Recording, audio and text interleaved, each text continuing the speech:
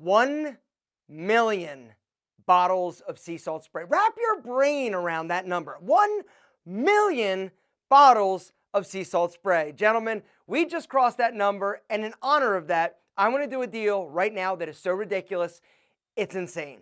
Almost as insane as selling $1 million of sea salt spray. Here it is. If you spend $35 at Pete and Pedro, you're getting a free sea salt spray. Free. I'm giving it to you for free. Free. I'm giving you a sea salt spray for free if you spend $35. All right. So you go, you shop. All right. You add the sea salt spray and you use that code that's down below or around here somewhere, and you're going to get it for free. All right. It's $20 regularly. It's free for you if you spend $35, which is insane. Anyway, something else that is insane, real quick, I just wanted to get that deal out of the way. This product wasn't something that I wanted to do.